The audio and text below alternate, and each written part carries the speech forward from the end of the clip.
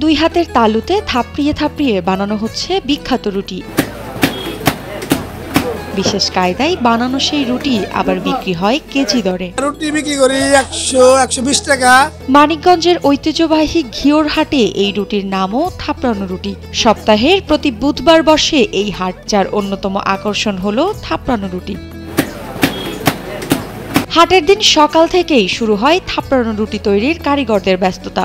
শুরুতে 100 কেজি আটার খামির তৈরি করেন তারা। প্রতিদিন কোনো হিসাব দেয়, 100 কেজি ময়দাও যায়, 50 কেজি ময়দাও যায়। এরপর তার রুটি আকারে বেলে নেন কারিগরেরা। সেই রুটি আগুনে ভাজার কাজ করেন অন্যরা। ভাজা হয়ে গেলে সবশেষে সজোরে থাপ্পড় মেরেই বানানো হয় এই থাপড়ানো রুটি। মনে করেন যে হাটের দিন আমরা 100 থেকে 150 কেজি রুটি বিক্রি করি, আর অনাটা মনে করেন 30 থেকে 40 কেজি বিক্রি করি।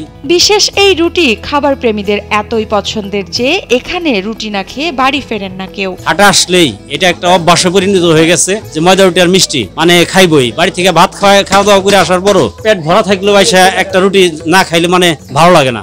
হাটে থাকা প্রায় 20টি দোকানে সকাল থেকেই আনাগোনা বাড়ে নারী পুরুষদের। এখানে এসে কেউ কেউ ডাল ভাজি দিয়ে মুখে তুলে নিচ্ছেন থাপড়ানো রুটি, কেউ নিচ্ছেন ডিম, আবার কেউ কেউ মিষ্টি দিয়েও খান বিখ্যাত এই রুটি। এখানে ঘিওরে 20টা দোকান আছে, নারী পুরুষ সবাই আসে দোকানে। ডিম, ডাল, ভাজি, দই, মিষ্টি, রসমালাই এগুলা চলে, এগুলা খায় না।